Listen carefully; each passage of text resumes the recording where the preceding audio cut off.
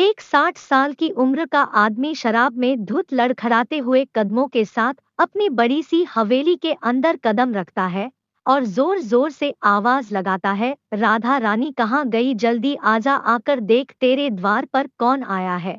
उस आदमी की आवाज सुनकर एक जवान सुंदर लड़की ऊपर सीढ़ियों से उतरते हुए भागी भागी आती है और सिर झुकाकर उस आदमी के सामने खड़ी हो जाती है।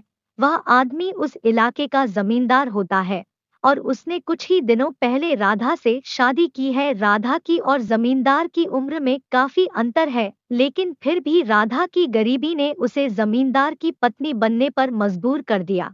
जमींदार अपने लड़खड़ाते हुए कदमों के साथ राधा के पास जाता है और उसको ऊपर से नीचे तक देखता है और फिर कहता है, यही तो वो खूबसूरती है जिस पर यह जमींदार मर मिटा, और कहता कहता लड़खड़ाता हुआ गिर जाता है। राधा अपने पति यानी के जमींदार को सहारा देती है और धीरे धीरे करके उसे उसके कमरे तक लेकर जाती है।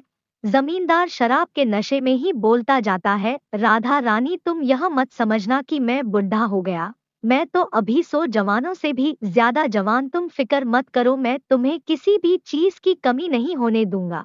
ऐसे ही बात करते करते राधा जमींदार को उसके कमरे तक लेकर चली जाती है और बिस्तर पर बिठाकर उसके पैरों से जूते निकालने लगती है और फिर उसको लेटा करके चादर ओढ़ाने लगती है। तभी जमींदार राधा का हाथ पकड़ लेता है और कहता है, राधा रानी मैंने तुमसे शादी क्या सिर्फ इसीलिए की है कि तुम मेरे जूते उतार कर बिस्तर पर लेटा दो और सोने के लिए कहो, चलो आज तो हम अपनी सुहागरात मना कर ही रहेंगे। राधा बेचारी डर के मारे थर थर कांपने लगती है, लेकिन वह क्या करे, जमींदार के एहसानों तले दबी हुई है, क्योंकि पैसे देकर उसने उसके पिता की मदद की थी जिसकी वजह से आज उसका परिवार जिंदा है। इसीलिए बेचारी राधा चुपचाप सर झुकाकर गुलामों की तरह जमींदार के सामने खड़ी रहती है। फिर जमींदार खड़ा हो जाता है और राधा के कंधे पर हाथ रखकर उसको पलंग पर बैठने के लिए कहता है। राधा कांपते हुए शरीर के साथ वहां बैठ जाती है और मन ही मन अपने ईश्वर से अपने आप को बचाने की दुआ करती है। जैसे ही जमींदार राधा के पास आने की कोशिश करता है तो ना जाने उसे क्या हो जाता है, वह वहां से उठकर चला जाता है और चुपचाप से जाकर दूसरे कमरे में सो जाता है। फिर राधा ईश्वर को धन्यवाद करते हुए हवेली के एक कोने में जाकर बैठ जाती है। वहां बैठे बैठे राधा अपने बीते हुए समय को याद करती है कि कैसे धान की फसल खराब होने की वजह से उसके पिता जमींदार और बाकी कुछ और लोगों के भी कर्जे के नीचे दब जाते हैं और इसी असमंजस में वह अपनी जीवन लीला समाप्त कर देना चाहते हैं।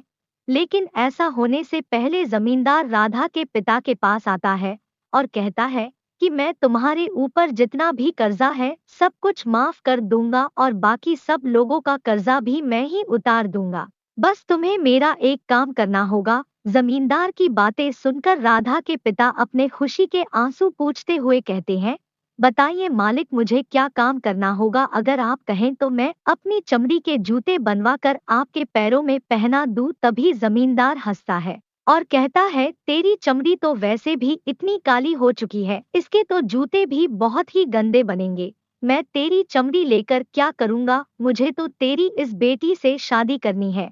जमींदार राधा का हाथ मांगकर उसे ऊपर से नीचे तक देखता है और धिनोनी हंसी हंसते हुए कहता है, बता बनाएगा तू मुझे अपना जमाई। राधा के पिता राधा की तरफ देखते हैं और फिर राधा के छोटे भाई बहनों की तरफ देखते हैं और जमींदार से कहते हैं, मालिक राधा अभी बहुत छोटी है, आपकी और राधा की उम्र में जमीन आसमान का अंतर है, राधा सब कुछ कैसे संभालेगी। नहीं नहीं मालिक, आप मेरी राधा को बख्श दीजिए। जमींदार राधा के पिता की बात सुनकर मुस्कुराता है और कहता है, ठीक है मैं तेरी बेटी को बख्श देता हूँ और अब तू जा, वापस जाकर आत्महत्या करने की तैयारी कर, ठीक है ना, फिर सोच लेना कि तेरी इस राधा बेटी और उसके छोटे भाई बहनों की क्या हालत होगी, तेरे मरने के बाद तो वैसे भी तेरी राधा को कोई नहीं छोड़ेगा, कोई ना कोई इसको उठाकर ले ही जाएगा, फिर उसके बाद तेरे छोटे छोटे बच्चों का क्या होगा, सोच समझकर मुझे बता देना, बाकी तेरी मर्जी है।